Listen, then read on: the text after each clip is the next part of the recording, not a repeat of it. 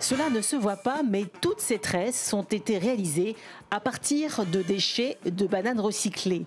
Dans ce salon de coiffure de Cotonou, l'entrepreneur et écologiste béninois Kossi Djikou présente à cette spécialiste du soin naturel tout ce qui est possible de faire avec ces mèches biodégradables, une idée innovante en Afrique de l'Ouest.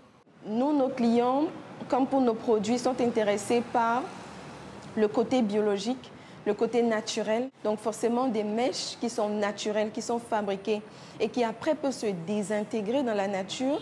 Forcément, je sais que beaucoup vont aimer l'idée et beaucoup vont vouloir utiliser ces mèches-là. Dans la sous-région, le Bénin figure parmi les plus gros acheteurs de mèches et perruques synthétiques importées. Tout ça, ce sont des mèches synthétiques venues de la Chine, du Nigeria. Et les femmes achètent beaucoup, alors que tout ça, ce sont des déchets plastiques. Et c'est très gênant pour l'environnement et la santé aussi. À Comé, dans l'atelier de production de Kossi Djikou, chaque mois, ce sont environ 15 tonnes de troncs de bananier qui sont transformés en fibres quand la plante est encore verte.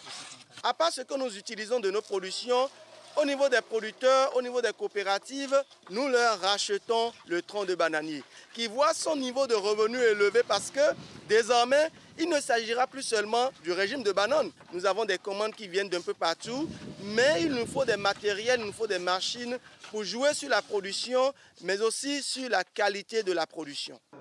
Pour produire en masse des fibres plus fines, comme de la laine ou de la soie de banane, Kossi Djikou envisage de mettre au point, avec cette structure de recherche, une machine qui respecte l'environnement.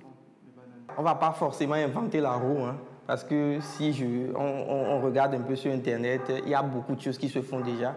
Donc c'est arriver à adapter ces choses-là au milieu ici qui est notre challenge, pour mécaniser nous-mêmes nos chaînes de production.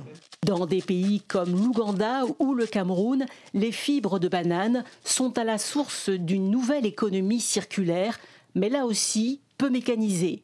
Dans les bananeraies, tous les déchets sont recyclés pour fabriquer de nombreux produits dérivés, en plus des extensions de cheveux.